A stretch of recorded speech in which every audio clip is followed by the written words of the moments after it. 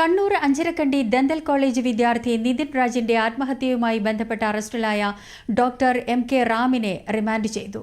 Thalassery additional ജില്ലാ sessions കോടതിയാണ് remand ചെയ്തത്. നിതിൻ രാജിന്റെ ആത്മഹത്യയിൽ ഒന്നാം പ്രതിയായ റാമിനെ അന്വേഷണ സംഘം ഇന്ന് രാവിലെയാണ് അറസ്റ്റ് ചെയ്തത്.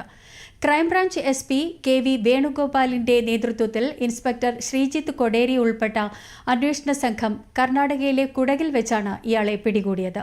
സുപ്രീം കോടതി മുൻകൂർ ജാമ്യം തള്ളിയതോടെയാണ് ക്രൈംബ്രാഞ്ച് അന്വേഷണം ശക്തമാക്കിയത്. ഡോക്ടർ റാം വേഷം മാറിയാണ് ഒളിവിൽ കഴിഞ്ഞതെന്ന് പോലീസ് അറിയിച്ചു.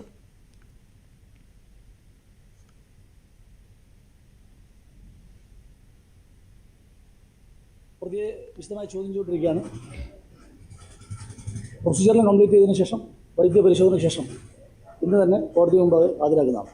അദ്ദേഹം ചോദ്യം ചെയ്തുകൊണ്ടിരിക്കുകയാണ്. ആളുകൾ കർണാടകയിലും ആന്ധ്രയിലുമായ പല സ്ഥലങ്ങളിലാണ് ഉണ്ടായിരുന്നാണ് അറിയിച്ചത്. ബാക്കി കൂടുതൽ കാര്യങ്ങൾ അന്വേഷണത്തിൻ്റെ പരിധിയിൽ വരുന്നതിനാൽ കൂടുതൽ ഇപ്പോൾ പുറത്ത് പറയാൻ സാധിക്കില്ല. എങ്കിലും കോടതി മുമ്പാകെയുള്ള വിഷയമാണ്. സുപ്രീം കോടതിയിൽ ബെയിൽ അപ്ലിക്കേഷൻ നിലനിൽക്കായിരുന്നു. സുപ്രീം കോടതിയുടെ ബെയിൽ അപ്ലിക്കേഷൻ ഡിസ്മിസ് ചെയ്ത് അന്ന് തന്നെ